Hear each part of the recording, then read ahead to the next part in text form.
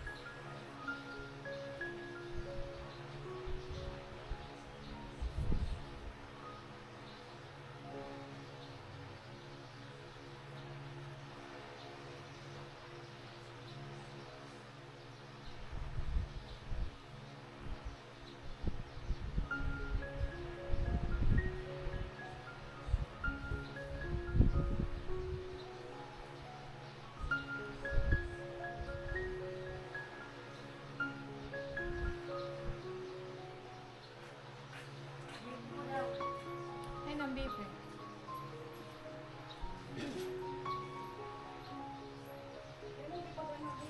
Ha? Kasi pwede pilotong. Saan? Mas ka.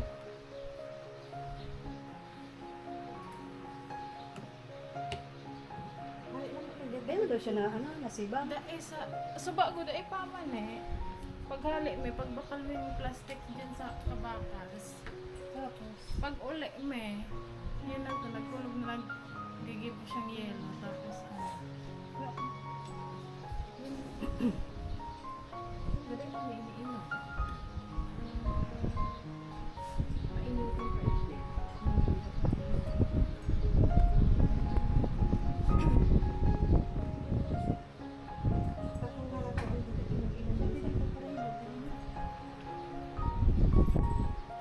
Lalo na sa kayo, sa loob. yun isa din.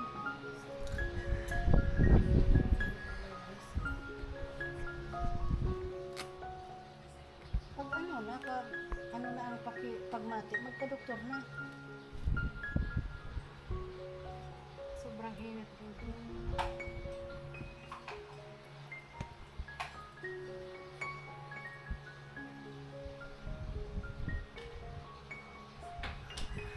Ano sa mga mahal.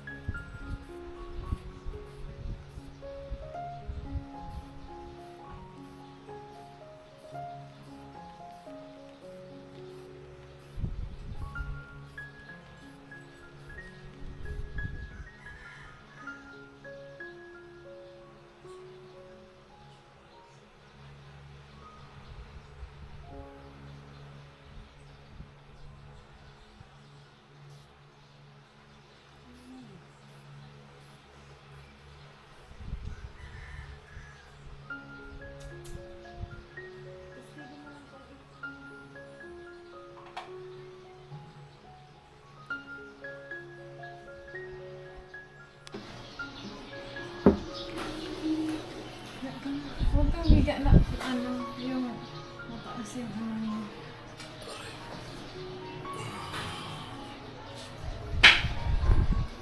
So, ayan po mga ka-adventure. Magandang gabi po sa inyong lahat. So, ngayon, si Intoy ay, sakit yung ulo niya, nagsusuka.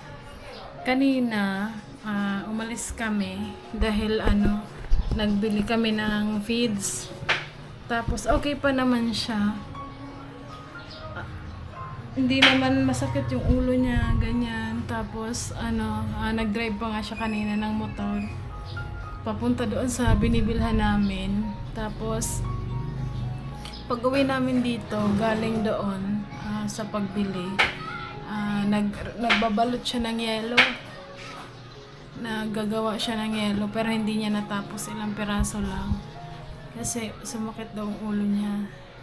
Tapos ngayon nagsuka 3 beses na. Dapat alis kami, pupunta kami ng market kasi night market, sa mura yung mga bilihin sana. So hindi kami natuloy dahil nga masama yung pakiramdam niya. Ngayon binipi naman siya 120/100. So mataas yung over niya. So hindi normal yung BP niya. Kaya ayan, pinapainom ko siya ng ng tubig na maligamgam. Tapos bumili din ako ng pineapple juice. Nakakatulong din 'yun sa pagpababa ng blood pressure. Tapos kanina hinaplasan ko pa, bawal pala yan hilutin, bawal anuhan. Pero hindi ko naman siya as in parang hinaplasan ko lang para gumaan-gaan yung pakiramdam niya. Siguro sa sobrang init. Kaya ganyan. Kanina, sabi niya sa akin, wala kasi ako dito nandun ako sa labas kasi pumunta ako doon. Kinuha ko yung isa pang sako ng feeds doon sa tindahan.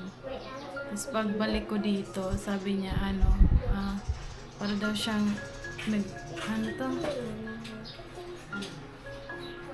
Ikaw gusto ko rin. Para yung tubig. Dahil ang pasok mo.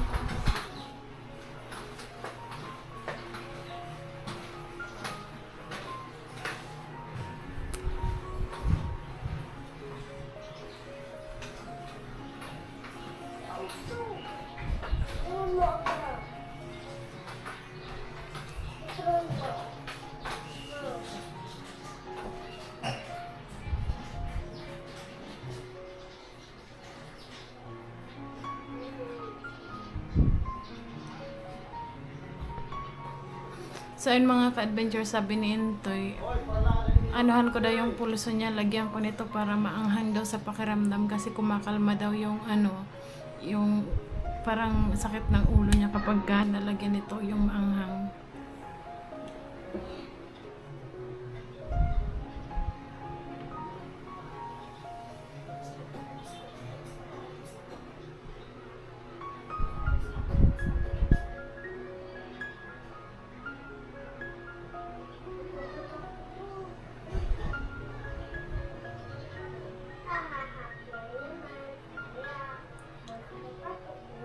Isa-isa.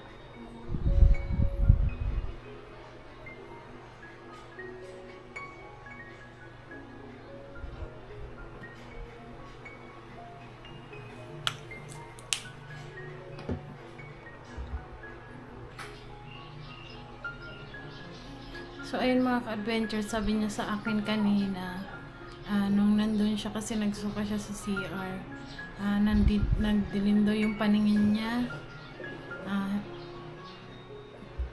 Ang inaano ko lang, buti na lang hindi siya natumba, hindi nahimatay. Kasi pagdating ko dito, andito na siya nakahiga. Akala ko lang, nahilo lang.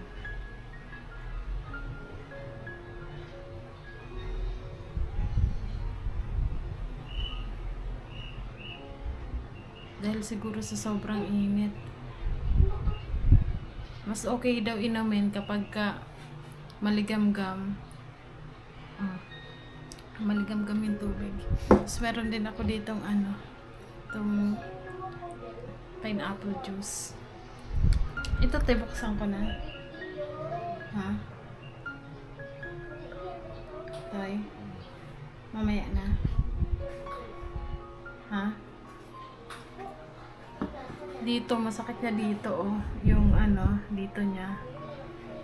Ako ganyan din kapag sobrang init, yung parang ang bilis ng pitik ng dito, yung ugat mo, parang yung gumaganon, pumipitik, sobrang sakit. Sobrang init.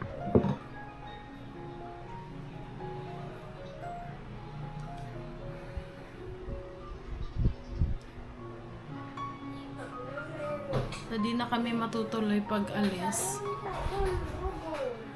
Siguro bukas na lang kapag okay, or sa mga susunod na araw na lang kapag okay ng pakiramdam niya.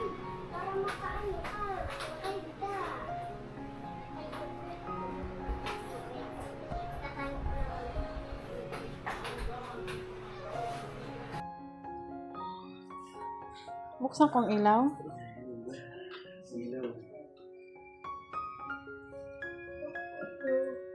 Diyan ka na, pag nasusuka ka, diyan ka na sa tabo. Ako na lang mag-aano. Tapos inom ka ng madaming tubig. Tubig na muna.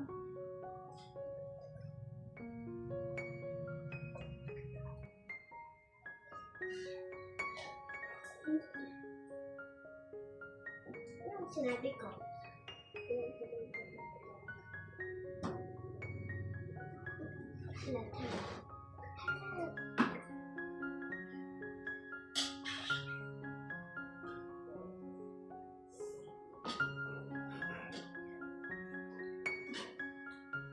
Danger.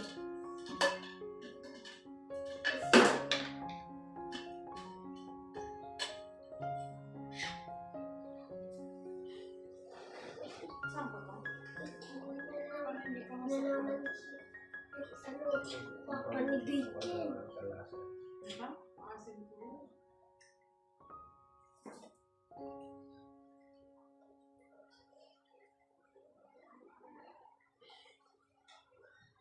Ano yan, tita, pinapakan mo? Dapat lugaw. Parang hindi. Tita, lugaw. Kuya, kung sukarin, mari.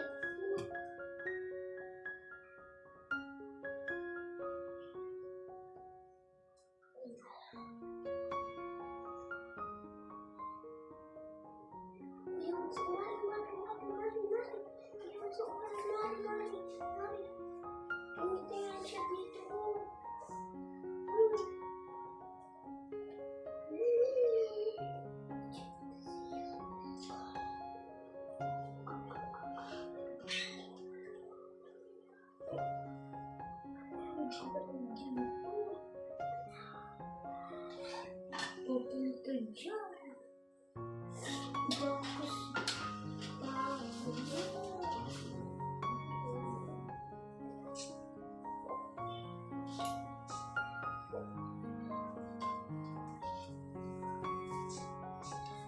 Tapos tingnan mo.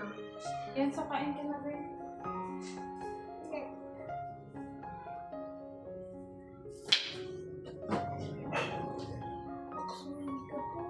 Tingin ka sa akin.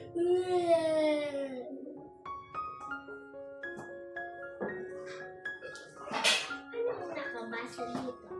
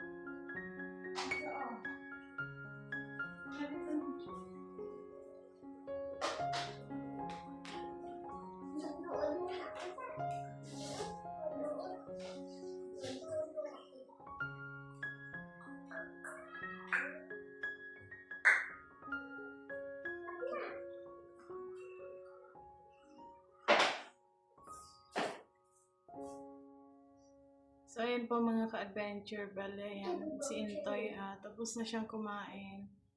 Si Kenzo, ayun, kumakain na din. So, ako siguro mamaya na lang. Kasi, inaano namin ito sa sarili namin mga ka-adventure na hindi na nga kami kumakain ng kanin sa gabi. Tapos, umaga, isang beses lang kami kumakain ng kanin sa buong maghapon. Simula umaga hanggang gabi na, isang beses lang. Tanghali lang kami kumakain kasi pag umaga, ang aga namin magising. Si Intoy magkakape lang. Tapos ako, ganun din. Tapos kakain kami ng kanin, tanghali na. Tapos hanggang gabi na yun, hanggang sa magme-merienda kami. Kung ano lang, ganyan. Kape ulit. Kakape ulit. Tapos, yun na yun. Hanggang kinabukasan ulit. So, inuunti-unti namin sanayin yung sarili namin na isang beses lang kami mag-rise sa isang araw. Kaya, lalo na at mainit ang panahon. So, palagi umiinom ng tubig. Yan talaga ang maganda. Yung pag-inom ng tubig. Dapat mas madaming tubig, mas okay. Kasi, syempre, mas nakakatulong sa katawan natin yung tubig. Yung soft drinks, hindi naman na kami umiinom ng soft drinks matagal na mga ka-adventure kasi nga, ayan, maano sa katawan yung UTI, soft drinks, tapos sasabayan pa ng mainit na panahon. So, matagal na hindi kami nagsa-soft drinks. Pero, yung tubig, malamig. Kasi, di ba, sa sobrang init. Hindi, pag umiinom dito, yung tubig sa gripo ay mainit. Minsan mainit, maligam-gam, ganyan. So, ayun.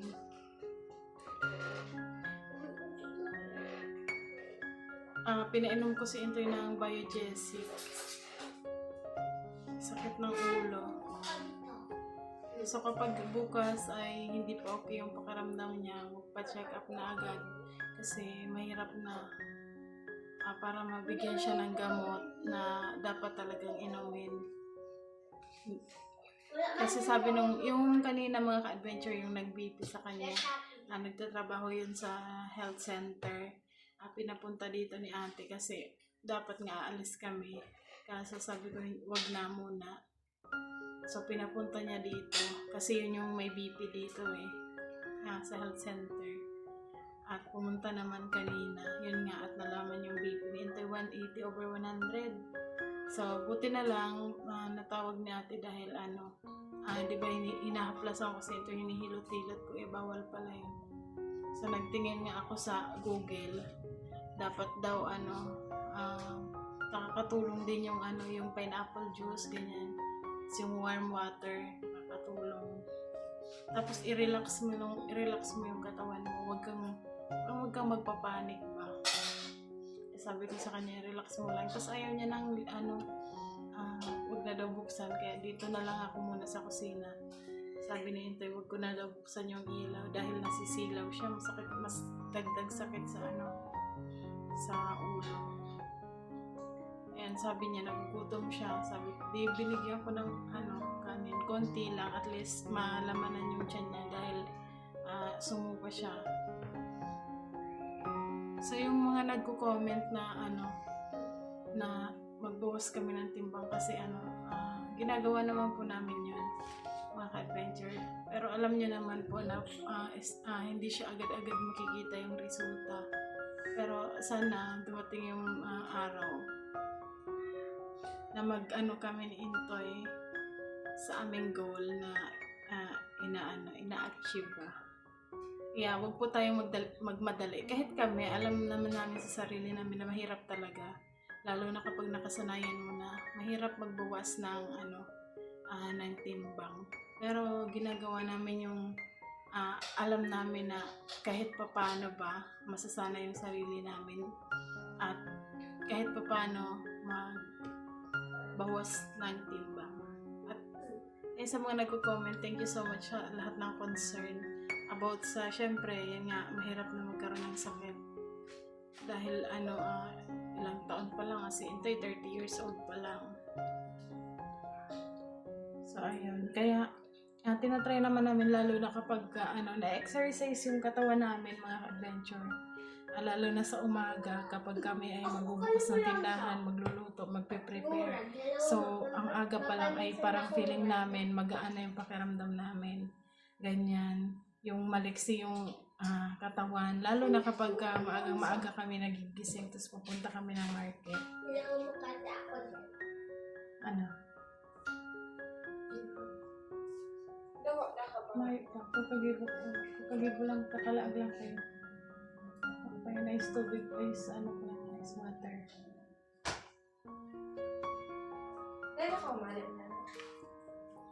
So, ayun mga ka-adventure, sinusubukan po namin at hindi naman kami nagmamadali sa resulta. Wala namang magic. Hindi naman magic ang pag-lose ng weight. So, talaga, pasensya talaga ang kailangan para matupad mo. Pasensya, determinasyon, tsaka syempre sipag na din. Kailangan mo yun para makamtan mo yung gusto mo. So, ayun nga, syempre kapag kami ni Intoy ay nagmamarket, ang layo ng parking namin, tapos maaga. Lakad kami dyan, ang layo-layo ng nilalakad namin, balik-balik. So, grabe yung pawis na lumabas sa katawan. Exercise na yun sa paglalakad pa lang. Tapos pagdating dito, gagawa na ng mga gawain na dapat gawin. So, maganda yun sa katawan dahil maaga. Parang na yung katawan mo. Magaan na sa pakiramdam. Lalo na kapag feeling mo, pag maaga ka nagigising. Tapos, ang dami mo nang magagawa sa maghapon. Hindi yung kagaya dati na tanghali na kami magising.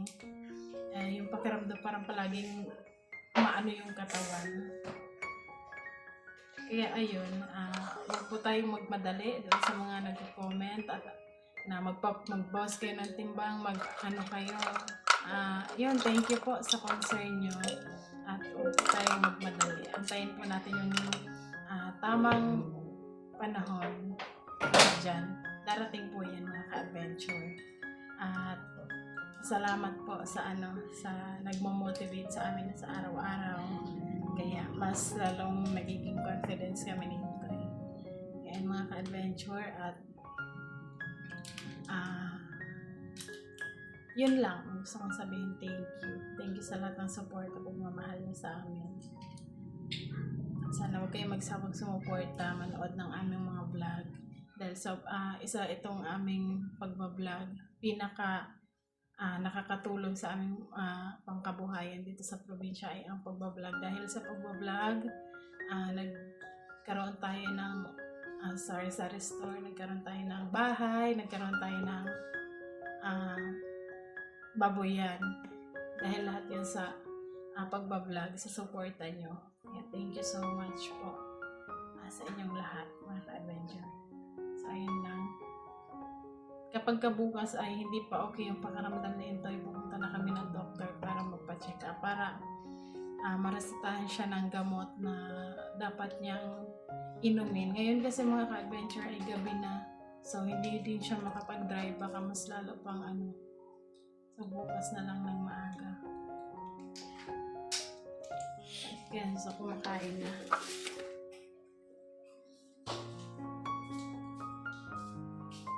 Kain tayo mga ka-adventure. So inaasikaso niya din si papa niya, bigyan ng unan. So yun mga ka-adventure, at sa tindahan naman, ang tao ngayon sa tindahan ay yung pamangkin ko. Dahil siya yung nakikisuyuan namin na kapag lalo na pag-aalis kami ni Intoy, na siya na muna ang bahala sa tindahan, siya na muna ang magbantay kasi pagka kami ay umaalis, namimili ng mga kailangan, so siya talaga ang naiiwan sa tindahan. Tapos siguro na lang, iniisip ko isa din sa dahilan kasi anong oras na kami nagsasara ng tindahan. Minsan inaabot kami ng AM na. So, siguro, tapos gigising kami ng maaga, mga 4. Ilang oras lang ang tulog. So, siguro, isa din yun sa dahilan, yung puyat. Pero, pwede naman maiwasan. Sabi ko kay Intoy, magsara kami ng 10 PM pa lang. Magsara na kami. Kasi, mas okay din yung inaalagaan yung sarili kaysa sa kumikita ka nga pero ganyan naman yung mangyayari. Di ba mga ka-adventure? Yun yung sabi ko kay Intoy. Ayan, natutulog siya. Sabi ko, i-relax niya yung i-relax niya yung isip niya, i-relax niya yung katawan niya, yung, i-relax, just relax. Wag kakabahan, papanik.